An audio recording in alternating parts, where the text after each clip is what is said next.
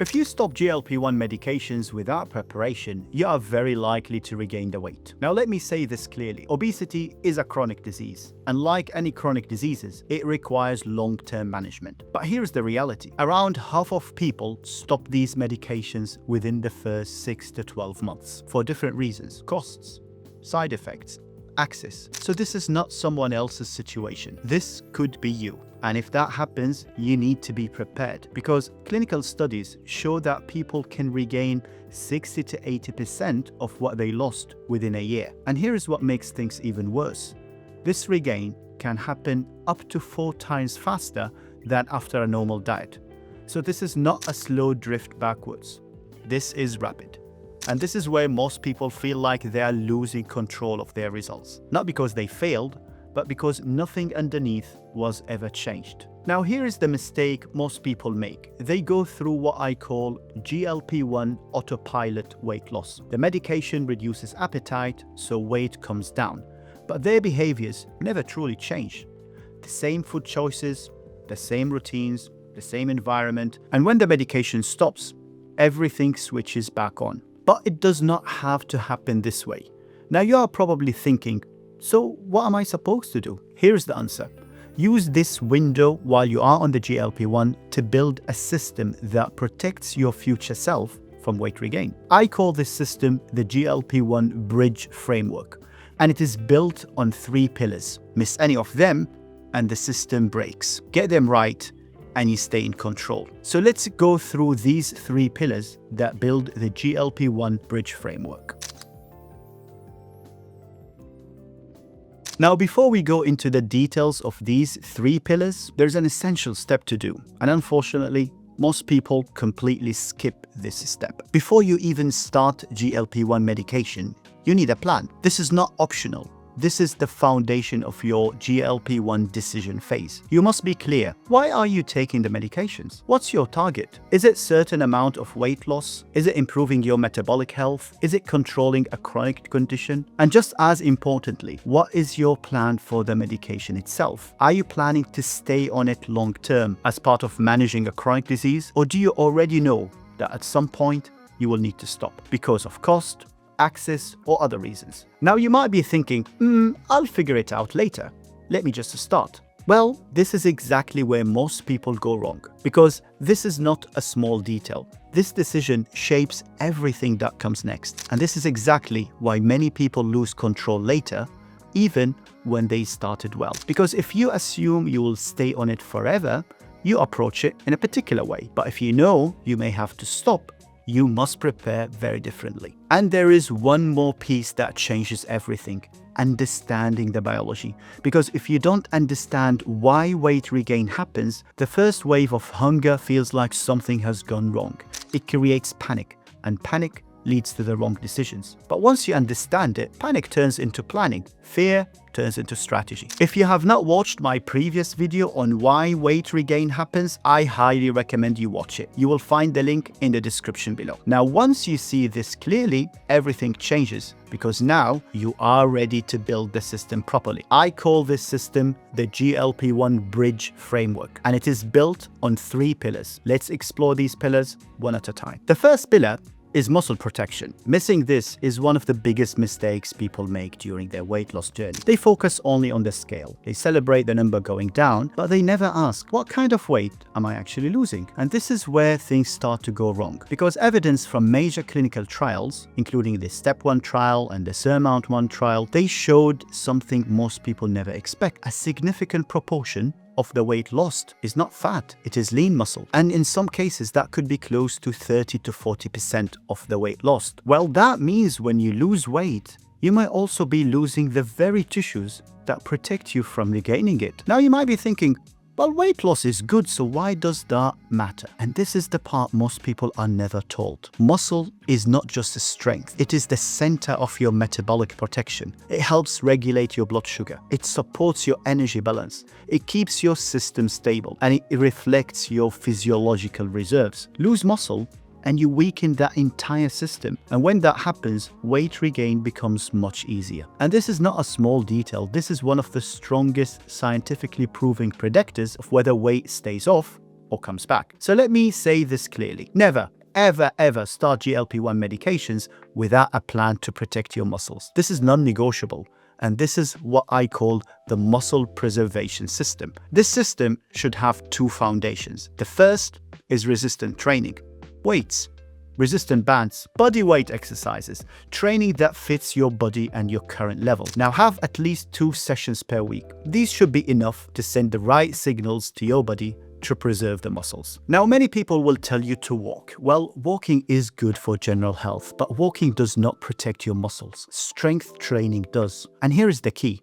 It's not just about doing the exercise. It's about doing it the right way. And the right way is progressing it, gradually increasing the demand on your muscles. More repetitions, more resistance, obviously within what your body can safely tolerate. This is what is known as progressive loading.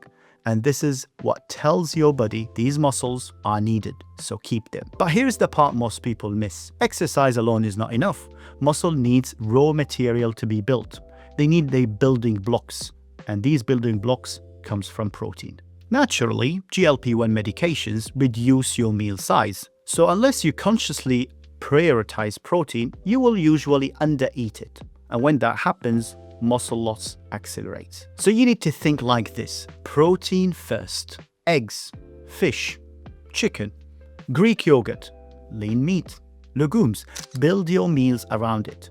As a general guide, most people will benefit from something around 1 to 1.5 grams of protein per kilogram of their body weight per day. So you could make the calculation for yourself. But if you have a medical condition, something that could restrict your protein intake, then that should be personalized. So always discuss this with your doctor. Now we have the muscle preservation system in place, but here's the mistake many people make next.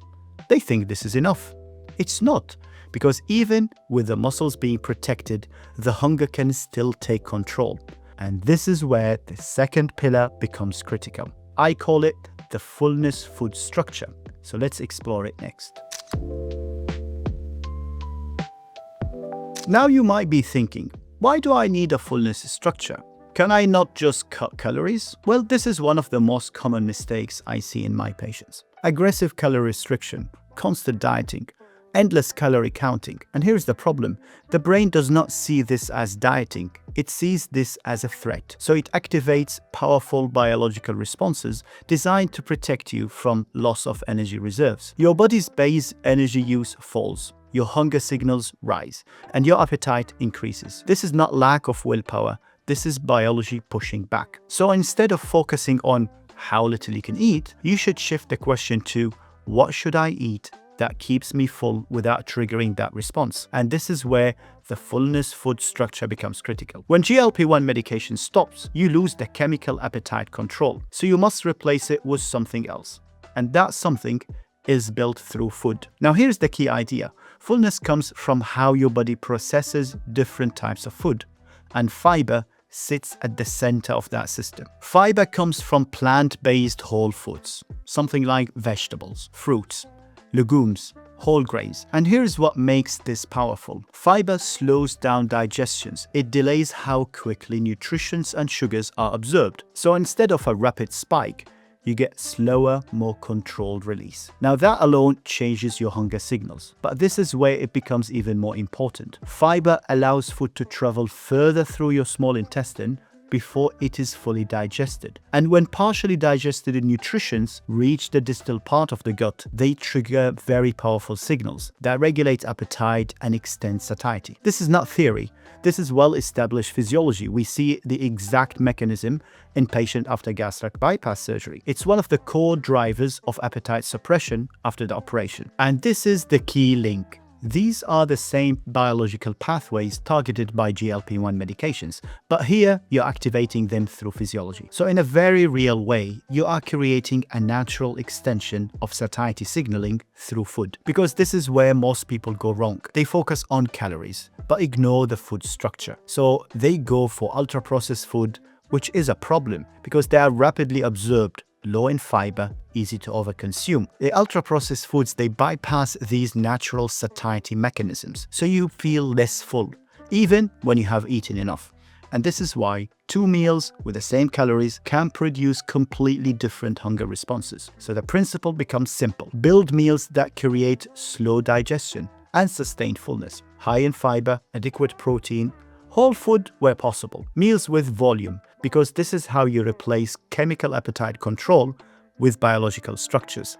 This is how you stay full after medication stop. This is how you bridge holes. Now, I have made several videos with practical strategies on how to increase protein and fiber in your meals. You will find them in my Smart Nutrition for Weight Loss playlist. Now, even with this structure in place, there is still one final mistake that can undo everything. This is where the third pillar becomes critical. And now we come to the final piece of the bridge framework, the one that most people overlook, and the one that can undo everything if you get it wrong. Because this is not about diet, it's not about exercise, it's about how you stop the medication. Now you might be thinking, can I just stop when I feel ready? This is where most people get this wrong. So let me be very clear. Do not stop GLP medications suddenly from a high dose. Stopping from a high dose is like falling off a cliff. Plan your dose de-escalation with your doctor, because these medications are designed to be titrated gradually. You start low, you increase step by step, you give your body time to adapt. And the same principle applies when you stop. This is what we call the GLP-1 exit strategy.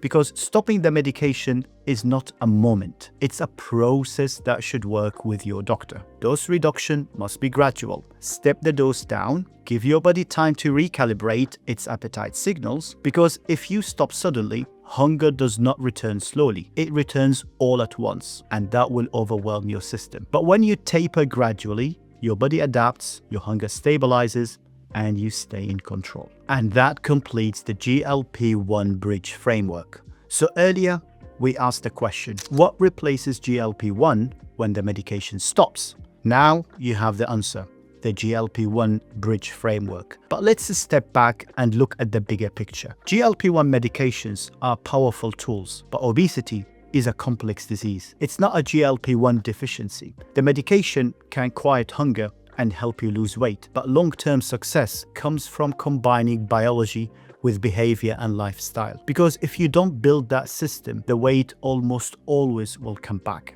And here is the reality most people are never told.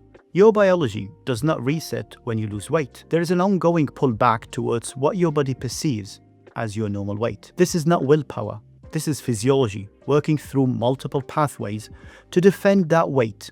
And that battle does not stop when the medication stops. But this is where your advantage comes in. If you build the right system, you don't eliminate that pull, but you weaken it. You give yourself the best chance to protect what you have achieved. So yes, some weight regain can happen. That is part of biology. But with the right approach, you protect most of your results. And let's be clear, in some cases, the right decision is to stay on the medication, particularly if you have clinical obesity, where weight has already caused disease or reduced function. In that situation, continuing treatment is not failure. It is appropriate evidence-based care for chronic diseases. If your medication works for you, long-term use may be exactly what you need. But here's the reality. For many people, this is not possible. Cost, access, insurance, or life circumstances mean that at some point they have to stop, and that is exactly why this framework matters. Now, losing weight with GLP-1 can feel like the perfect dream. Like everything in your life will finally fall into place. And for many people, that is the hope they start with. But here is the part no one prepares you for. With weight loss, particularly significant weight loss, comes a change. Not just in your body, but in your mind, in how you see yourself, in how you relate to food, and sometimes how you relate to other people. Because for many people, food was not just food, it was comfort, it was how they coped. And now you might be thinking, what replaces that? And when that changes, it can feel like you have lost one of your main coping tools. At the same time, sometimes your body is changing faster than your mind can keep up with. So you continue to see the old version of yourself and struggle to recognize the new you. There are also the psychological impact of physical changes. Loose skin, changes in shape, a body that doesn't always look how you imagined. These issues are particularly important when the shift in weight is significant. And for some people, this becomes the hardest part of the process. In the next video, we will break this down, the hidden psychological impact of weight loss and how to navigate it properly. You will find the link to that video right here. I am Dr. Almeri. If this way of thinking helps you make sense of weight loss treatments, please subscribe so you don't miss what's happening next. Thanks for being part of the conversation. I will see you in the next one.